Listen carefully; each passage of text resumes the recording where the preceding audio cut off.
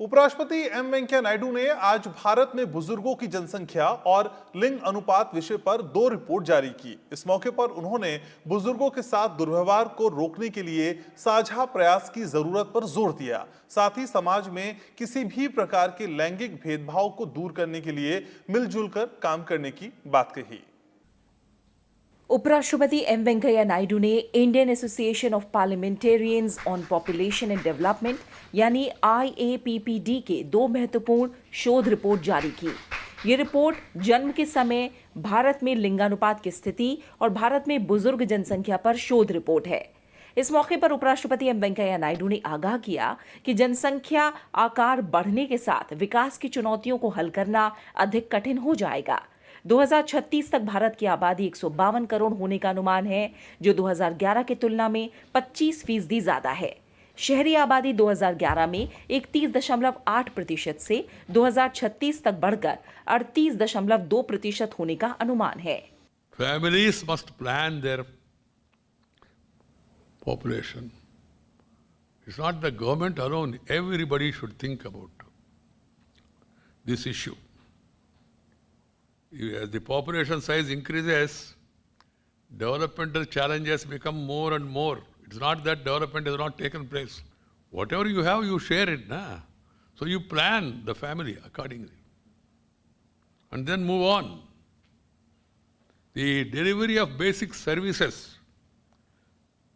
to reduce poverty is also an important aspect. उपराष्ट्रपति ने संयुक्त परिवार प्रणाली की व्यवस्था फिर से अमल में लाने का आह्वान करते हुए कहा कि हमारी परिवार प्रणाली को दूसरे देशों के लिए एक उदाहरण के रूप में काम करना चाहिए। उन्होंने कहा कि जब भी बुजुर्गों के साथ दुर्व्यवहार की खबरें देखता हूं, मन दुखी होता है। हमारी संस्कृति सदैव बड़ों का आदर सम्मान करना सिखाती है। यही हमारी सभ्यता है। It should be remembered that we are a civilization that has always accorded respect for elderly. We have given the most esteem and also respect to our elders. Even Manusmriti, one of our ancient texts, has this statement: if one serves the elderly with devotion, he or she is blessed with a long life, sound education, fame and strength. उपराष्ट्रपति ने लैंगिक आधार पर भेदभाव को लेकर भी चिंता जाहिर की।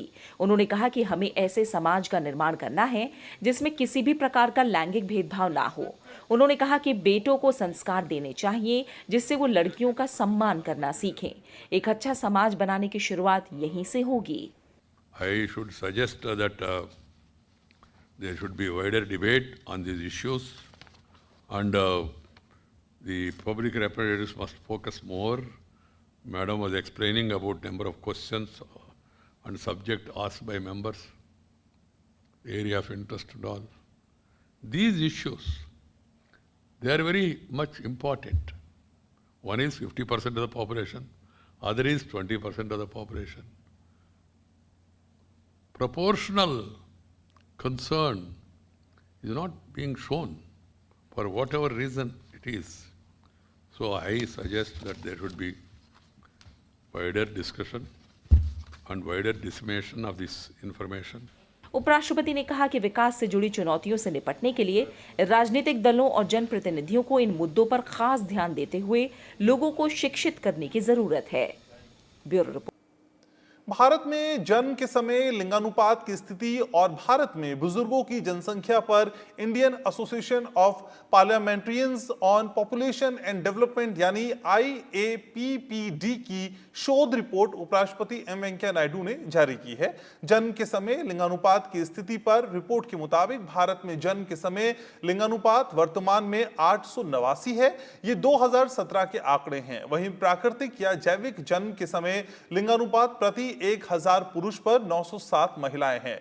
रिपोर्ट के मुताबिक जन्म के समय लड़कियों के कम पैदा होने से आबादी में भी यह अंतर बढ़ता जाता है। 2001 से 2017 के बीच यानी भारत में जन्म के समय लिंगानुपात में कोई बदलाव नहीं हुआ है।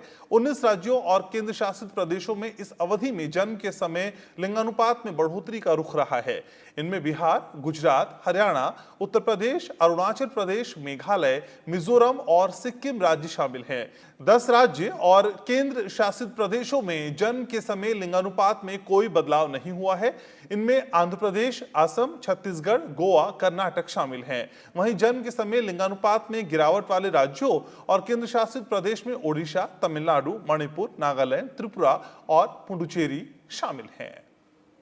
भारत में बुजुर्गों की जनसंख्या पर Indian association of parliamentarians on population and development की रिपोर्ट में कहा गया कि 60 साल से ज्यादा उम्र के लोगों की आबादी सामान्य जनसंख्या की तुलना में तेजी से बढ़ रही है। इससे पता चलता है कि जीवन प्रत्याशा में बढ़ोतरी हुई है।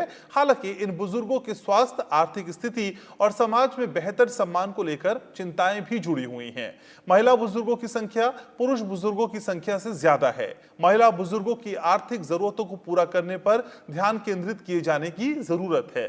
रिपोर्ट में कहा गया कि सरकार अपनी नीतियों और कार्यक्रम में बुजुर्गों की जरूरतों का भरपूर ख्याल रखने की कोशिश कर रही है। हालांकि बेहतर नतीजे के लिए इन कार्यक्रमों को लागू करने वाले अधिकारियों को ज्यादा संवेदनशील होने की जरूरत है ताकि इन कार्यक्रमों और नीतियों को प्रभावी तरीके से लागू किया जा सके।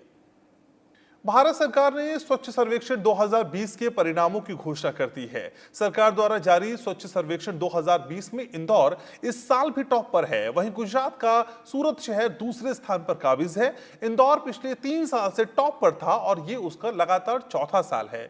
केंद्रीय आवास एवं शहरी कार्य मंत्रालय द्वारा आयोजित स्वच्छ महोत्सव कार्यक्रम में कुल 129 शहरों को पुरस्कार प्रदान किए गए।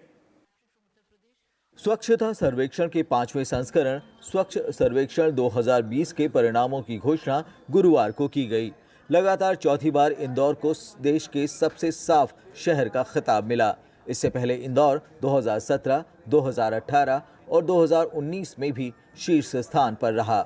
वहीं दूसरे स्थान पर गुजरात का सूरत और तीसरे पर महाराष्ट्र का नवी मुंबई है। पहले संस्करण में सबसे स्वच्छ शहर का पुरस्कार कर्नाटक के मैसूर ने हासिल किया था। इस दौरान साफ सफाई को लेकर बेहतर प्रदर्शन करने वाले शहरों को पुरस्कृत भी किया गया। One of the unanticipated and solid offtake and results of this scheme is that not only because people will become healthier, there will be sanitation, it will help you fight your degradation of the environment better, but it has a direct impact on the property price and evaluation of where you live. स्वच्छता सर्वेक्षण 2020 में चौथे number पर विजयवाड़ा, 5वें पर अहमदाबाद, 6ठे पर राजकोट, 7वें पर भोपाल, 8वें पर चंडीगढ़, 9वें पर विशाखापत्तनम और 10वें पर वडोदरा रहा। स्वच्छता सर्वेक्षण 2020 में जालंधर कैंट को सबसे स्वच्छ छावनी घोषित किया गया। वहीं वाराणसी को गंगा नदी के किनारे बसा सबसे साफ शहर का खिताब मिला। 1 लाख से ज्यादा आबादी वाले सबसे स्वच्छ शहर का खिताब शाहजहांपुर को मिला, जबकि 1 लाख से कम आबादी वाले शहरों की श्रेणी में सर्वश्रेष्ठ शहर का खिताब उत्तराखंड के नंदप्रयाग को मिला। सर्वेक्षण में 100 से ज्यादा शहरों वाले राज्य में सबसे साफ राज्य छत्तीसगढ़ और 100 से कम शहरों वाले राज्य में सबसे साफ राज्य झारखंड को घोषित किया गया। We have now gone from ODF to ODF plus. We have gone to ODF plus plus. We are now into other areas like fecal sludge management. Then the Prime Minister last year introduced a systematic circumscribing, reducing and ultimately elimination of the use of single-use plastics. स्वच्छ सर्वेक्षण 2020 का कार्य 28 दिन में पूरा किया गया है। स्वच्छता ऐप पर 1.7 करोड़ नागरिकों ने रजिस्ट्रेशन कराया, जबकि सोशल मीडिया पर 11 करोड़ से ज्यादा बार इसे देखा गया। स्वच्छ सर्वेक्षण 2020 दुनिया का सबसे बड़ा स्वच्छता सर्वेक्षण है, जिसमें कुल 4,242 शहरों, 62 छावनी बोर्ड और गंगा नदी के किनारे स्थित 92 शहरों के सर्वेक्षण में 1 करोड़ 87 लाख लोगों ने हिस्सा लिया। जनवरी 2016 में पहली बार नागरिकों की व्यापक स्तर पर भागीदारी के मकसद से सरकार ने स्वच्छ सर्वेक्षण की शुरुआत की थी। स्वच्छ सर्वेक्षण 2020 के परिणामों की घोषणा के बाद उपराष्ट्रपति एम वेंकैया नायडू ने ट्वीट कर बधाई दी है। उपराष्ट्रपति ने अपने ट्वीट में लिखा कि स्वच्छता सर्वेक्षण 2020 में लगातार चौथे वर्ष भी प्रथम स्थान प्राप्त करने के लिए इंदौर के नागरिकों का हार्दिक अभिनंदन। सूरत और नवी मुंबई द्वारा क्रमशः दूसरा और तीसरा स्थान हासिल करने के लिए स्थानीय नागरिकों को हार्दिक बधाई। उपराष्ट्रपति एम वेंकैया नायडू ने ट्वीट किया कि हर्ष का विषय है कि आंध्र प्रदेश के 3 शहर विजयवाड़ा, तिरुपति तथा विशाखापत्तनम देश के 10 सबसे स्वच्छ शहरों में शामिल हैं। उपराष्ट्रपति ने अपने ट्वीट में देश भर से सभी स्वच्छता योद्धाओं को उनके अथक प्रयासों के लिए बधाई दी। उन्होंने उम्मीद जताई कि सबसे स्वच्छ शहरों की कार्य पद्धतियों को अन्य शहरों द्वारा भी स्वच्छ, स्वस्थ, शिक्षित, सशक्त और आत्मनिर्भर बनने के लिए अपनाया जाएगा। संसद की कोयला और इस्पात संबंधी स्थायी समिति ने आज एक अहम बैठक की। इस दौरान भारत में एल्यूमीनियम और कॉपर उद्योगों पर विस्तार से चर्चा की गई। संसदीय सौंध में आयोजित समिति की 4वीं बैठक करीब 2 घंटे चली। सांसद राकेश सिंह की अध्यक्षता वाली इस समिति के समक्ष खान मंत्रालय के सचिव अनिल कुमार जैन ने प्रस्तुति दी और एल्यूमीनियम और कॉपर उद्योगों के संबंध में जानकारी दी। कोयला और इस्पात संबंधी स्थायी समिति की इसी महीने में ये तीसरी बैठक थी। समिति की पिछली 2 बैठकों में कोयला उत्पादन में आत्मनिर्भरता और लौह अयस्क खदानों के मुद्दे पर चर्चा की गई थी। संबंधित अधिकारियों से विचार विमर्श कर समिति ने इन उद्योगों की राह में अड़चनों और निदान पर भी चर्चा की। संसद की पेट्रोलियम और प्राकृतिक गैस संबंधी स्थायी समिति ने आज पेट्रोलियम उत्पादों के मूल्य निर्धारण और अन्य मुद्दों पर विस्तार से चर्चा की। सांसद रमेश बिधूड़ी की अध्यक्षता वाली ये समिति तेल कंपनियों द्वारा पेट्रोलियम उत्पादों का मूल्य निर्धारण, मार्केटिंग और आपूर्ति विषय पर पड़ताल कर रही है। समिति ने संसद भवन परिसर में हुई अपनी 13वीं बैठक में करीब 2 घंटा 40 मिनट तक इस विषय पर संबंधित अधिकारियों संग विचार विमर्श किया। बैठक में पेट्रोलियम सचिव तरुण कपूर ने प्रस्तुति दी और सदस्यों के उठाए गए प्रश्नों का निदान किया। बैठक में 18 सदस्यों की मौजूदगी रही।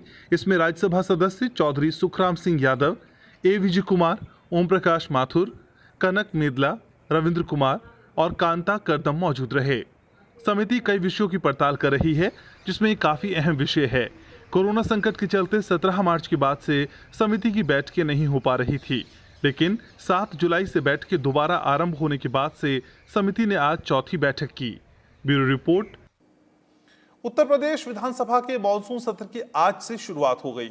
इस दौरान सदन के बाहर और भीतर सदस्यों ने कोविड-19 से जुड़े दिशा निर्देशों का पालन किया। मॉनसून सत्र की कार्यवाही 3 दिन चलेगी। उत्तर प्रदेश विधानमंडल का मॉनसून सत्र गुरुवार से शुरू हो गया। पहले दिन की कार्यवाही के दौरान मुख्यमंत्री योगी आदित्यनाथ ने सदन में भाषण दिया। उन्होंने पूर्वी लद्दाख में भारतीय चीन सेना के जवानों के बीच हुए हिंसक संघर्ष के दौरान शहीद हुए भारतीय सैनिकों को श्रद्धांजलि दी। कोरोना महामारी के चलते मॉनसून सत्र के पहले दिन सदन का नजारा काफी बदला हुआ दिखाई दिया। कार्यवाही के दौरान सभी सदस्य और विधानसभा कर्मी मास्क पहने रहे। बैठने की व्यवस्था भी सोशल डिस्टेंसिंग के मानदंड को ध्यान में रखते हुए की गई। सदन में एक सीट पर एक ही विधायक को बैठाया गया। कुछ सदस्यों के बैठने की व्यवस्था आगंतुक गैलरी में की गई थी। मुख्यमंत्री योगी आदित्यनाथ ने कोरोना की स्थिति पर भी बात की। इस संकट काल ने देश के समक्ष कई चुनौतियों को उत्पन्न किया है। इन चुनौतियों के बीच हमारे कोरोना वॉरियर्स, जिनमें चिकित्सक, चिकित्साकर्मी, पुलिस, सफाई कर्मी तथा विभिन्न क्षेत्रों से जुड़े हुए कर्मियों ने अपना जीवन जोखिम में डालकर देशवासियों की सुरक्षा और उनकी सुविधा में पूरी तत्परता के साथ कार्य किया है। पत्रकारों को भी सदन की कार्यवाही के दौरान दूर रखा गया। प्रदेश सरकार ने मीडिया कर्मियों के लिए बुधवार को इस बारे में परामर्श जारी किया था। राज्य सरकार ने कहा था कि सत्र की कार्यवाही की कवरेज के लिए आने वाले पत्रकारों को कोरोना जांच कराना अनिवार्य है और उन्हें प्रेस गैलरी में नहीं बैठने दिया जाएगा। लेकिन सभी पत्रकार तिलक हॉल में बैठ सकेंगे, जहां से वो कार्यवाही का सीधा प्रसारण देख सकेंगे। सदन की कार्यवाही के पहले दिन मुख्यमंत्री योगी आदित्यनाथ समेत सभी सदस्यों ने श्रीमती कमल रानी वरुण, चेतन चौहान, वीरेंद्र सिंह सिरोही और पारसनाथ यादव को श्रद्धांजलि दी। इनमें से 2 सदस्य रहे मंत्रियों को कोविड-19 के चलते पिछले हफ्ते ही अपनी जान गंवानी पड़ी। उत्तर प्रदेश विधानसभा की पूर्व सदस्य और मध्य प्रदेश के राज्यपाल रहे लालजी टंडन के निधन पर भी सदन में शोक व्यक्त किया गया। चीन के साथ लद्दाख में सीमा को लेकर चल रहे तनावों के बीच देश के टॉप नौसेना कमांडर्स का राजधानी दिल्ली में एक सम्मेलन आयोजित किया गया। आज सम्मेलन का दूसरा दिन है। 19 अगस्त से ये 3 दिवसीय सम्मेलन शुरू किया गया। सम्मेलन का मुख्य जोर भारतीय नौसेना की तैयारियों के साथ साथ हिंद प्रशांत क्षेत्र में भारत की सुरक्षा हितों से संबंधित मुद्दों की समीक्षा की जाएगी। साथ ही नौसेना के कमांडर सेना के तीनों अंगों के बीच तालमेल सुनिश्चित करने, चीन के साथ सीमा विवाद और कोविड-19 जैसी अभूतपूर्व चुनौतियों से निपटने पर विचार विमर्श किया जाएगा। भारतीय अंतरिक्ष विभाग द्वारा अंतरिक्ष क्षेत्र में भारत की क्षमता का विस्तार विषय पर आयोजित एक वेबिनार का आयोजन किया गया। वेबिनार में इसरो के अलावा उद्योग और शिक्षा जगत के प्रमुख हस्तियों को शामिल किया गया। इस दौरान अंतरिक्ष में भारत की भूमिका और अवसर के साथ ही औद्योगिक संवर्धन और उपयोग प्रक्रियाओं पर चर्चा हुई। अंतरिक्ष के क्षेत्र में भारत की क्षमता का विस्तार विषय पर आयोजित वेबिनार में भारतीय अंतरिक्ष अनुसंधान संगठन के अध्यक्ष डॉक्टर के सिवन ने कहा कि देश के अंतरिक्ष सुधारों का उद्देश्य इसरो का निजीकरण करना नहीं है, बल्कि अंतरिक्ष अनुसंधान और विकास के साथ ही क्षमता निर्माण और निजी क्षेत्र की भागीदारी को सुनिश्चित करना है। उन्होंने कहा कि सरकार द्वारा संचार उपग्रहों के आयात पर प्रतिबंध लगाने का निर्णय निजी क्षेत्र के लिए बहुत बड़ा अवसर है। Again, I am repeating, it is not the privatization of ISRO. In fact, the whole mechanism, the whole aim of the system is enabling the private people to carry out the space activity which otherwise being done by ISRO. It is not privatization of ISRO. And in fact, that the activities of ISRO are going to increase with the time, and ISRO will be able to better utilize its resources in taking up the developmental as well as capacity building activities of the government of India rather than the routine production activities. Webinar में उद्योग जगत का प्रतिनिधित्व करते हुए महिंद्रा समूह के अध्यक्ष आनंद महिंद्रा ने कहा कि अंतरिक्ष के क्षेत्र में भारत की क्षमता का विस्तार करने के लिए सार्वजनिक निजी साझेदारी मॉडल अपनाने की जरूरत है। आनंद महिंद्रा ने सरकार से आग्रह किया कि इसके लिए ऐसी संरचनाएं और नीतियां बनाई जाएं जो पहले नहीं थीं। Think of creating structures and systems that have never existed before. Think differently about achieving the goal, whether you're a public or a private player. Think of what support you might require from the law, from financial institutions, from regulators, from academia to make these structures work. Think of what incentives and rights need to be given and how they are to be protected. And let's make it part of our work to think about how to produce the next generation of problem solvers like Narasimha. Let's think beyond existing paradigms, and I think the answers will emerge. ISRO के वैज्ञानिक सचिव doctor R Uma महेश्वरन ने कहा कि अंतरिक्ष गतिविधियां विधेयक प्रधानमंत्री कार्यालय को प्रस्तुत किया गया है और अंतर मंत्रालय परामर्श के बाद केंद्रीय मंत्रिमंडल इस पर निर्णय लेगा। भारत बांग्लादेश के बीच कोविड-19 महामारी से निपटने और महामारी के बाद अर्थव्यवस्था को फिर से खड़ा करने को लेकर उच्च स्तर की बातचीत हुई है। इसके लिए भारत के विदेश सचिव हर्षवर्धन श्रिंगला ने ढाका का दौरा कर प्रधानमंत्री शेख हसीना से मुलाकात की। इस मुलाकात में प्रधानमंत्री शेख हसीना ने भारत के प्रधानमंत्री नरेंद्र मोदी की तरफ से बांग्लादेश की ओर उठाए गए सहायता के हाथ के लिए खुशी जाहिर की। इस मुलाकात में कोविड-19 की वैक्सीन, उपचार के अलावा विकास में साझेदारी और कनेक्टिविटी बढ़ाने जैसे मुद्दों पर भी चर्चा की गई। साथ ही यह भी तय किया गया कि दोनों देशों की साझेदारी से चलाई जा रही परियोजनाओं पर निगाह रखने के लिए एक उच्च स्तरीय कमेटी का गठन किया जाए। भारत और चीन ने आपसी रिश्तों में विकास के लिए सीमा पर शांति बनाने के लिए सहमति जताई है। यह सहमति WMCC की बैठक के बाद बनी, जिसमें वीडियो कॉन्फ्रेंसिंग के जरिए दोनों देशों के अधिकारियों ने शिरकत की। सीमा मुद्दों पर WMCC की यह 18वीं बैठक थी।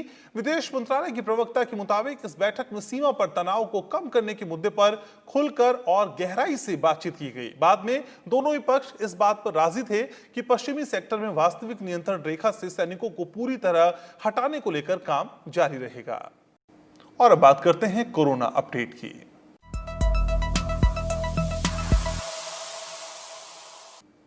देश में कोरोना वायरस से संक्रमितों की संख्या 28 लाख के पार पहुंच गई। वहीं इस बीमारी से ठीक होने वालों का आंकड़ा 21 लाख के करीब हो गया है, जिसके चलते रिकवरी रेट 73.91% हो गया। देश में सक्रिय केस से ठीक होने वाले मरीजों की संख्या का अंतर 14 लाख से अधिक हो गया। इधर बीते एक दिन में देश में रिकॉर्ड 9 लाख से अधिक कोरोना के टेस्ट किए गए। केंद्रीय स्वास्थ्य मंत्रालय की ओर से गुरुवार को जारी आंकड़ों के मुताबिक पिछले 24 घंटे में देश में रिकॉर्ड 69,652 नए केस आए हैं। अब तक देश में 28,36,925 कोरोना के मामले सामने आ चुके हैं। वहीं बीते एक दिन में 58,794 मरीज ठीक होकर घर जा चुके हैं। अब तक करीब 21 लाख मरीज ठीक हो चुके हैं। वहीं 6,86,395 सक्रिय मामले हैं। वहीं पिछले 24 घंटे में 977 लोगों की मौत हुई है, जिसके बाद इस बीमारी से मरने वालों की संख्या 53,866 हो गई है। देश में कोरोना से मरने वालों की दर 1.90% है। बुधवार को 9 लाख से ज्यादा कोरोना के टेस्ट किए गए, जो अब तक एक दिन में किए गए परीक्षण में सबसे अधिक हैं। अब तक 3,26,61,252 टेस्ट किए जा चुके हैं और पॉजिटिविटी रेट 7.57% है। अगस्त महीने के शुरू के 10 दिन और बीते 10 दिन की तुलना करें तो 1 से 10 अगस्त के बीच 5,76,000 से अधिक नए केस सामने आए थे। वहीं 11 से 20 अगस्त के बीच 6,21,851 नए मामले सामने आए, जो 45,500 ज्यादा हैं और इसमें 7.92% की बढ़त हुई। इसी तरह सक्रिय मामलों की बात करें तो अगस्त महीने के शुरू के 10 दिन में 89,627 सक्रिय मामले आए। वहीं बीते 10 दिन में इसमें कमी आई और ये करीब 51,500 के करीब दर्ज किए गए, जो करीब 38,000 कम था और प्रतिशत में ये 42.60% रहा। स्वस्थ हुए लोगों की बात करें तो 1 से 10 अगस्त के बीच करीब 4,78,000 लोग ठीक हुए। वहीं बीते 10 दिनों में 5,61,000 के करीब लोग इलाज के बाद ठीक हुए, जो करीबन 83,000 अधिक है। अगस्त के शुरू में 10 दिन में 8,639 लोगों की मौत हुई। वहीं 11 से 20 अगस्त के बीच 9,480 लोगों की जान इस बीमारी से गई। इस दौरान हुए टेस्ट की बात करें तो अगस्त के शुरुआत में 57,50,000 से ज़्यादा टेस्ट किए गए। वहीं बीते 10 दिनों में 80,77,000 से ज़्यादा टेस्ट हुए, जो कि 23,27,000 ज़्यादा है। यानी इस अवधि में 40.47% ज़्यादा टेस्ट हुए। इन तमाम खबरों के साथ इस बुलेटिन में इतना ही। अपना ख्याल रखें, अपनों का ख्याल रखें। नमस्कार।